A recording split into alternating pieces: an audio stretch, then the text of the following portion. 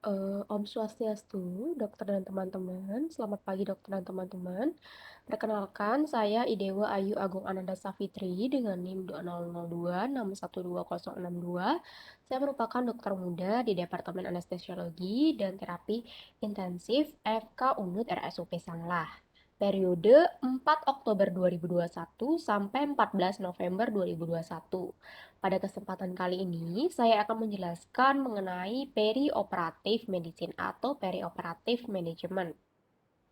Baik, langsung saja. Mengenai definisi secara umum dari perioperatif medicine atau perioperatif management ini. Jadi, perioperatif merupakan suatu prosedur penanganan pada pasien yang melibatkan multidisiplin dan berfokus pada persiapan operasi hingga pasien pulih dari operasi. Jadi, pada perioperatif ini berfokus pada persiapan sebelum operasi, saat operasi, hingga pasien pulih dari operasi. Nah, dengan tujuan untuk mencapai kondisi pasien yang ideal sebelum, saat, dan setelah melakukan operasi. Nah, secara umum, di mana perioperatif itu dibagi menjadi tiga bagian yang penting. Yang pertama yaitu adalah preoperatif, di mana preoperatif itu sendiri artinya merupakan suatu tindakan tahapan dilaksanakan sebelum operasi. Kita melakukan asesmen ulang dari klinis pasien, kita melakukan evaluasi ulang pada klinis pasien di sini, sedangkan intraoperatif itu dilakukan saat operasi berlangsung, di mana kita akan lakukan monitoring secara ketat pada pasien, ya, berlangsung saat prosedur operasi berlangsung. Nah, sedangkan post operatif itu sendiri ini merupakan suatu tahapan yang dilakukan setelah operasi berlangsung. Dilakukan untuk memastikan kondisi pasien pulih dan stabil. Baik, langsung saja yang pertama saya akan membahas mengenai preoperatif, di mana pada preoperatif ini dilakukan dengan tujuan yang pertama, yaitu membangun raport dokter dan pasien, di mana kita akan lakukan diskusi antara dokter dan pasien untuk membangun raport tersebut. Di mana diskusi ini bisa dilakukan pada pasien maupun pada keluarga pasien.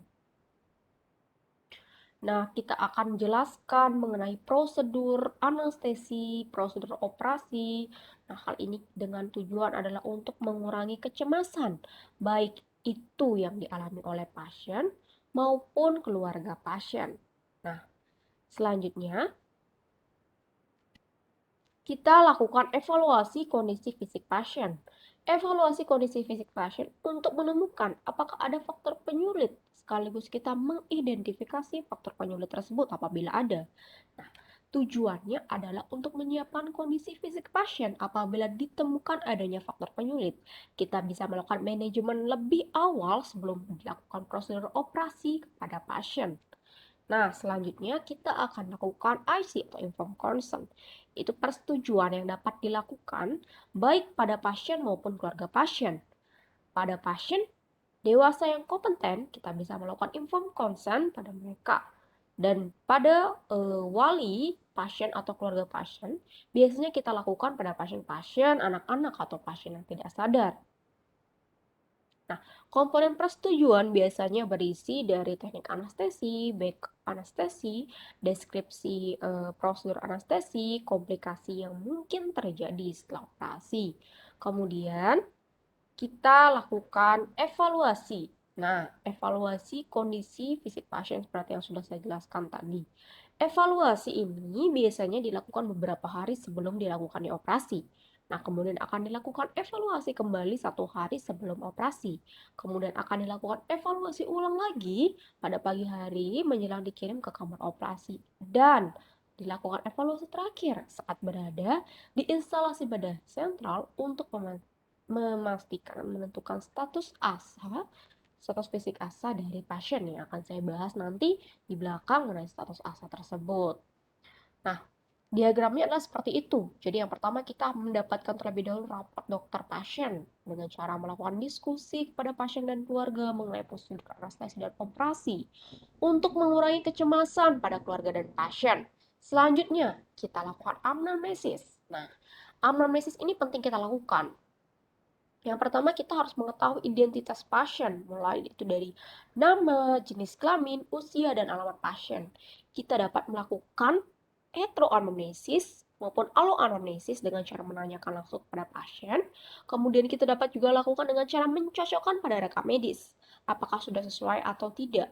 Ataupun menanyakan pada keluarga atau wali pasien secara heteroanamnesis. Nah, kemudian yang kedua, kita lakukan anamnesis khusus, yaitu basic 4 dan Secret Seven, di mana Basic 4 ini terdiri dari riwayat penyakit sekarang yang akan kita gali lagi menggunakan Secret Seven, yaitu lokasi, onset, kemudian bagaimana keluhan tersebut, apakah menetap atau hilang timbul, kemudian bagaimana kualitas keluhan tersebut yang dinilai secara subjektif, kemudian bagaimana terjadinya kronologi keluhan tersebut, kemudian faktor yang memperberat memperingat keluhan tersebut, kemudian kemudian keluhan penyerta, apakah ada keluhan penyerta atau tidak. Kemudian basic for yang kedua yaitu riwayat penyakit dahulu, apakah pasien memiliki riwayat penyakit sebelumnya. Kemudian riwayat penyakit keluarga, apakah di keluarga ada yang memiliki keluhan yang sama dan lain-lain. Kemudian yang terakhir adalah riwayat pribadi dan sosial pasien, penting juga ditanyakan. Kemudian yang ketiga kita lakukan anamnesis umum, di mana anamnesis umum ini terdiri dari eh, riwayat alergi obat-obatan, kemudian riwayat konsumsi obat-obatan yang kemungkinan berinteraksi dengan anestesi penting kita tanyakan karena ada beberapa obat yang mungkin akan mempengaruhi efek kerja dari obat anestesi dan prosedur operasi. Nah, beberapa dari jenis obat-obatan tersebut salah satunya adalah antidepresan. TCA antidepresan yang berinteraksi dengan meperidin dapat menyebabkan depresi nafas. Oleh karena itu penting kita ketahui apakah pada pasien ada riwayat konsumsi obat-obatan.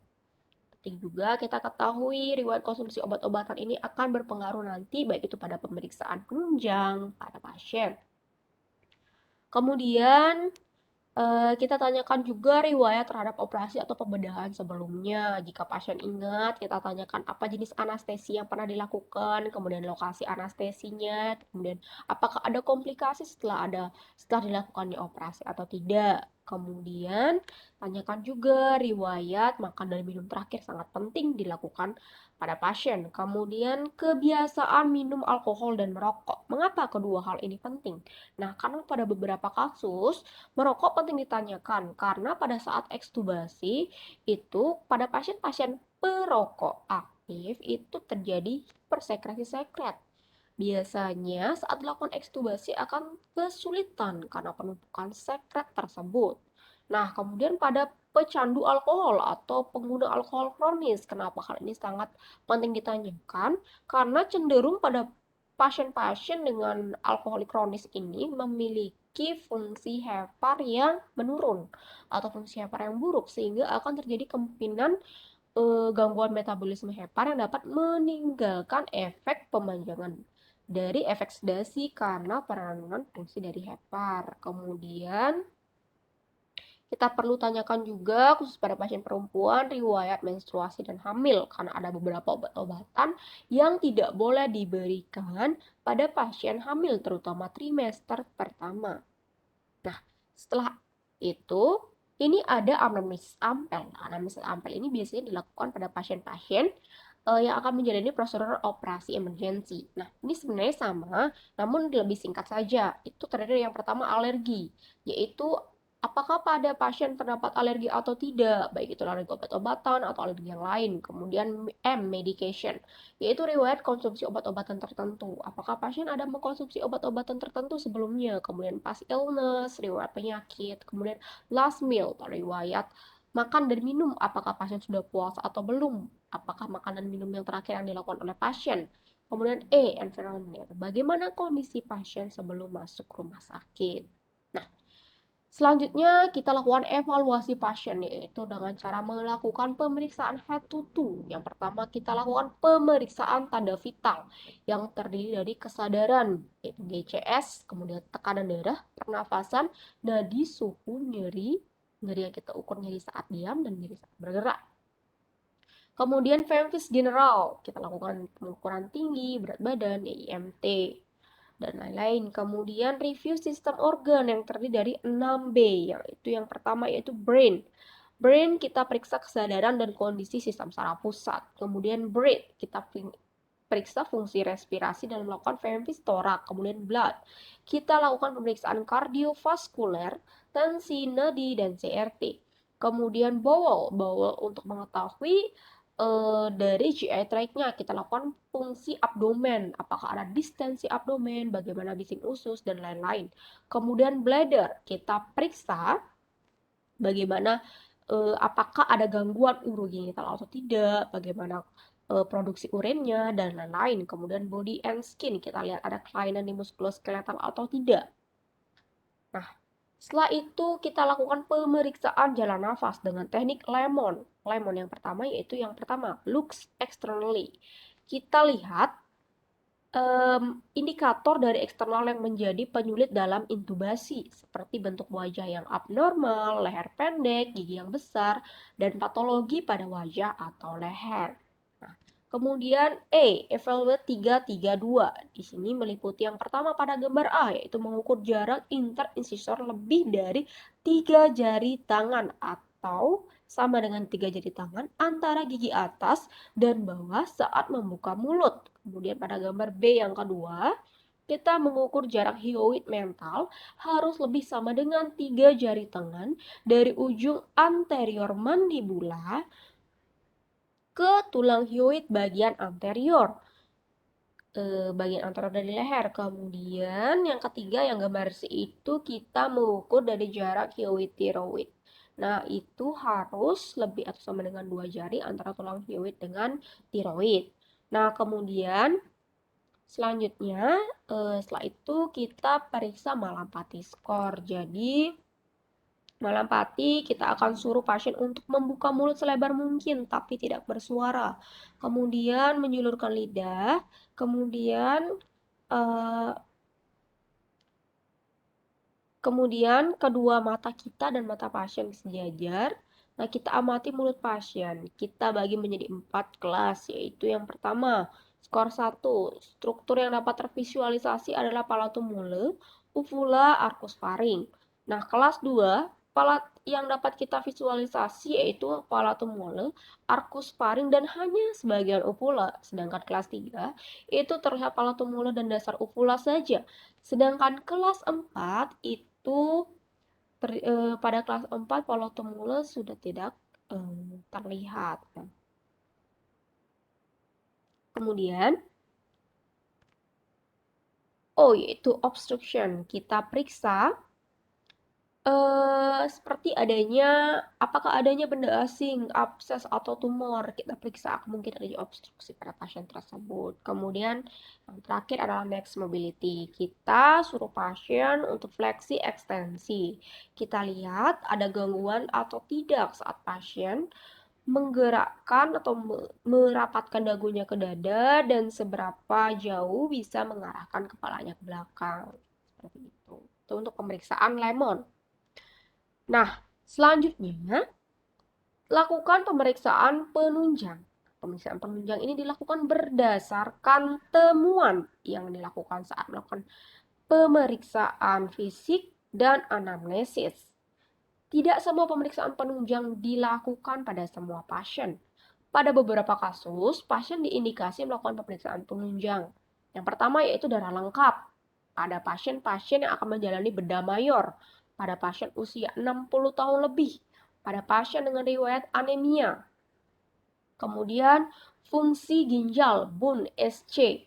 Itu kita bisa periksa pada pasien-pasien dengan CKD. Kemudian pada pasien dengan hipertensi dan diabetes mellitus yang memiliki kerusakan ginjal. Apabila ginjal rusak, metabolisme obat-obatan anestesi akan terhambat. Kemudian pemeriksaan fal hemostasis pada pasien-pasien dengan gangguan hepar, mengkonsumsi antikoagulan yang seperti saya jelaskan pada awal tadi saat melakukan anamnesis. Penting kita ketahui adakah riwayat konsumsi obat-obatan seperti itu. Kemudian fungsi hepar, SGPT, SGOT, dan albumin. Nah, kalau ada gangguan hepar, maka seperti tadi, metabolisme akan terganggu, akan ada pemanjangan efek dari obat-obatan, kemudian pemeriksaan gula darah, elektrolit, kemudian pemeriksaan toraks, X-ray toraks pada pasien-pasien dengan gangguan jantung, paru, dan pasien-pasien kanker, dan pasien usia lebih dari 60 tahun, pada pasien dengan demam, batuk. Nah, kemudian pemeriksaan EKG pada pasien-pasien dengan gangguan jantung, hipertensi, dan pada pasien di atas 40 tahun. Berikut merupakan pemeriksaan-pemeriksaan penunjang dan indikasi-indikasi yang biasanya dilakukan. Nah, setelah itu kita menentukan status fisik pasien preoperatif dengan klasifikasi American Society of Anesthesiology atau ASA. Di mana di sini diklasifikasikan yang pertama yaitu ASA 1. ASA 1 itu pada pasien yang sehat. Contoh, pada pasien yang tidak merokok, tidak mengkonsumsi alkohol, atau mengkonsumsi alkohol secara minimal. Kemudian ASA 2 yaitu pada pasien dengan penyakit sistemik ringan. Contoh, obesitas namun dengan BMI di bawah 40. Kemudian diabetes dan hipertensi yang terkontrol dengan baik. Kemudian ASA 3 yaitu pada pasien dengan penyakit sistemik berat. Contoh, diabetes atau hipertensi yang tidak terkontrol dengan baik. Penyakit paru obstruksi kronis, kemudian obesitas dengan BMI di atas 40. Hepatitis aktif, ketergantungan alkohol, dan lain-lain.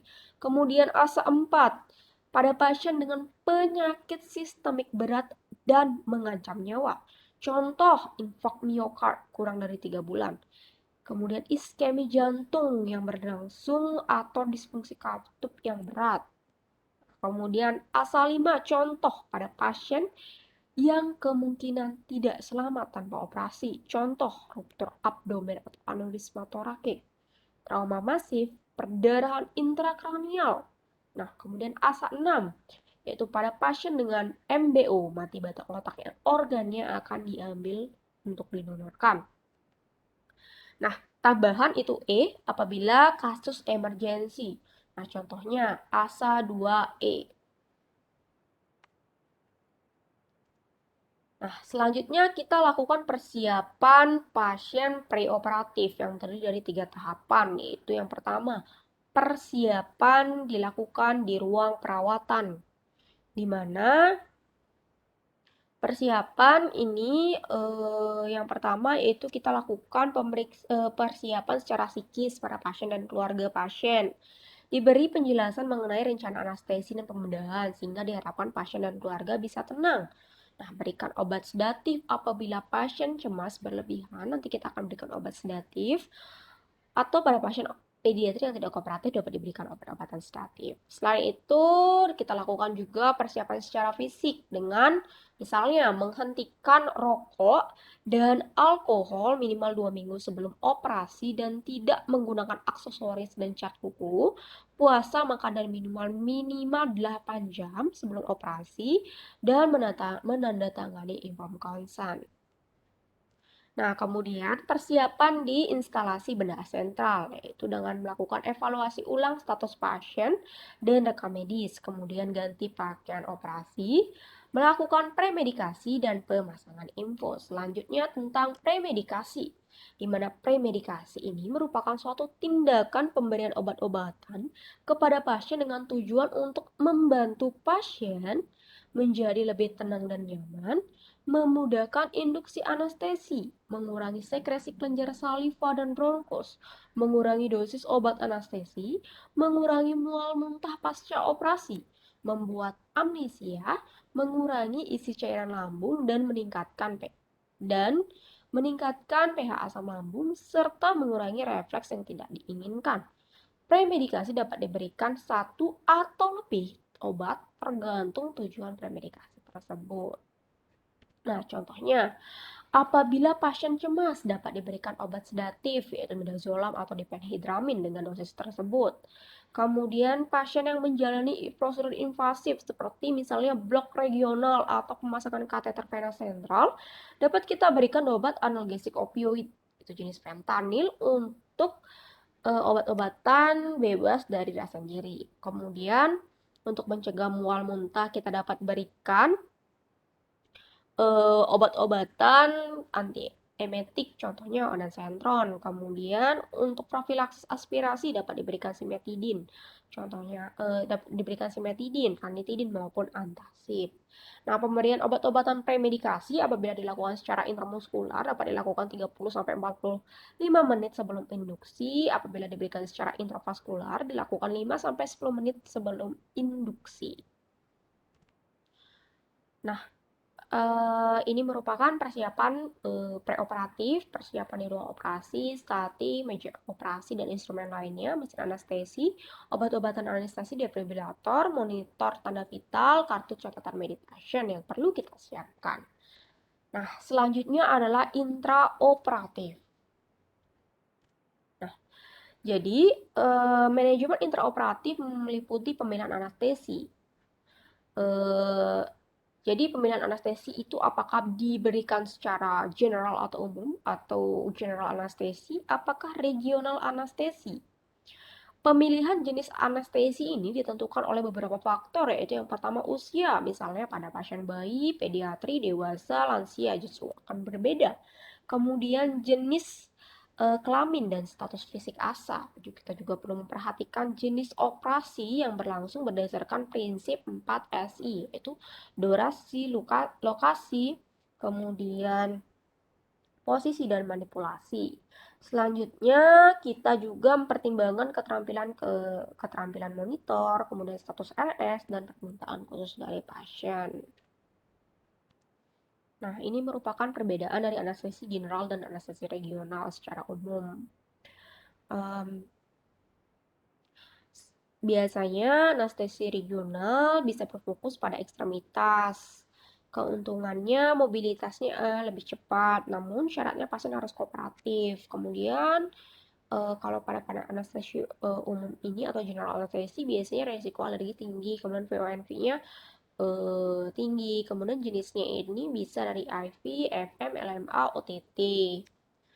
Nah, selanjutnya ini intraoperatif, mulai dari persiapan statis, posisi pasien, monitoring pasien, terapi cairan, induksi anestesi, maintenance anestesi, dan bangunkan dan pemulihan pada pasien. Nah, ini untuk komponen intraoperatif. Selanjutnya kita bahas satu-satu. Itu persiapan statis. Yang pertama ada scope. Ini merupakan gambar scope seperti stetoskop, laryngoskop. Laryngoskop bisa menggunakan blade jenis Miller. Kemudian ini adalah tube. Di mana tube itu yaitu endotracheal tube atau laryngeal mass airway. Kemudian ini itu airway yaitu nasopharyngeal airway dan oropharyngeal airway. Kemudian ini gambar tip, plaister fiksasi pada alat anestesi. Kemudian ini gambar introducer yaitu stilet untuk mengarahkan tabung ETT ke saluran nafas. Kemudian ini konektor, di mana konektor ini akan menghubungkan. Kemudian suction, ini lakukan untuk apabila nanti ada indikasi untuk suction, apabila pasien memiliki jumlah saliva, kemudian apakah sekret yang cukup banyak sehingga tidak menghalangi jalan nafas. Nah, kemudian kita yang pertama posisikan pasien. Posisikan pasien dalam posisi supine. Namun setelah dilakukan induksi, kita posisikan pasien sesuai dengan prosedur yang akan kita kerjakan. Nah, biasanya beberapa posisi yang sering dikerjakan yaitu supine, Brown, Trendelenburg, litotomi, tergantung dari indikasi operasi pasien yang akan dikerjakan. Kemudian kita lakukan monitoring pada pasien selama operasi, penting untuk menjaga tanda-tanda vital dalam batas normal dan disesuaikan dengan prosedur operasi yang dijalankan. Penting mengamati penurunan tensi yang drastis agar pasien tidak shock, mencegah pasien aritmia dan cardiac arrest. Itu bisa dengan cek EKG, kemudian tekanan darah dengan NIBP, kemudian saturasi oksigen dengan pulse oximetry. Kemudian pastikan saturasi tetap terjaga. Untuk ventilator kita pasang entrail CO2 berupa kapnometri, kapnografi untuk memastikan ventilasi berjalan dengan baik. Kemudian kita menilai suhu tubuh, menilai apakah ada febris, hipotermi, hipertermi. Kemudian selalu cek jalan nafas untuk menilai apakah ada tanda-tanda obstruksi jalan nafas. Selanjutnya adalah terapi cairan. Sebelum menjalani prosedur operasi, kita hitung terlebih dahulu kebutuhan cairan dengan formula Holiday Sugar untuk kebutuhan cairan total per 24 jam. Kemudian sebelum operasi kita koreksi juga kekurangan cairan apabila ada indikasi hipovolemi. Apabila cukup banyak mengalami kehilangan cairan, kita bisa lakukan transfusi untuk mempertahankan hemostasis pasien. Nah, ini merupakan contoh formula Holiday Sugar, yaitu 10 kg pertama dikali 100 cc 24 jam, 10 kg kedua dikali 50 cc per 24 jam, sisanya kali 20 cc per 24 jam. Dimana 1 cc adalah 20 tetes makro per 60 mikro. Kemudian induksi anestesi. Nah, prosedur anestesi itu induksi. Sebelumnya itu kita pastikan terlebih dahulu akses cairan sudah baik. Kemudian preoksigenasi kita sudah baik. Kita bisa berikan O2 100% selama 3-4 menit dengan pada pasien sebelum induksi. Kemudian kita bisa berikan agen analgesi dan masa relaksan juga.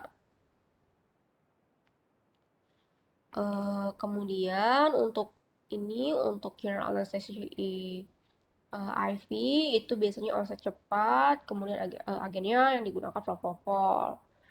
Kemudian general anesthesia inhalasi itu pada akses IV sulit, kemudian pasien tidak kooperatif, agennya itu gas volatil. Kemudian general anesthesia intramuskular itu pada pasien tidak kooperatif, agennya tiopental. Untuk regional anestesi itu yang pertama itu ada neuroaksial, yang terdiri dari RA spinal dan epidural, kemudian peripheral block atau blok saraf perifer, ini secara umum. Kemudian yang terakhir adalah bangunkan dan pemulihan. Itu hentikan agen anestesi, kemudian berikan agen reverse seperti neostigmin dan subatropin. Nah, ekstubasi bila nafas sudah spontan. Berikan O2 100% dan posisi recovery. Selanjutnya kita akan membahas mengenai post operatif. Setelah dilakukannya pembedahan atau operasi, pasien dipindahkan ke ruangan pemulihan dengan memantau jalan nafas, tanda-tanda vital, oksigenasi, derajat kesadaran, dan penilaian nyeri. Adanya mual muntah dan produksi urin. Ini ada 3 kelompok, yaitu kelompok 1 yaitu risiko tinggi gagal napas, gangguan kardio, kita bawa ke ICU. Kemudian kelompok 2 mayoritas pasien pasca operasi dengan tujuan respirasi adekuat secepatnya. Kemudian kelompok 3 pasien operasi ringan, pastikan fungsi respirasi normal, bebas kantuk, tidak ada ataksia dan nyeri. Jadi untuk postoperatif ini ada kelompok-kelompok berdasarkan kelompok-kelompoknya tersebut. Nah, kemudian untuk pemulihan pasien tetap kita monitor kembali mengenai jalan nafas, tanda vital, oksigenasi, derajat kesadaran, penilaian nyeri, mual muntah, produksi urin, dan scoring yang terdiri dari Aldrich, Stewart, Bromwich, PADS.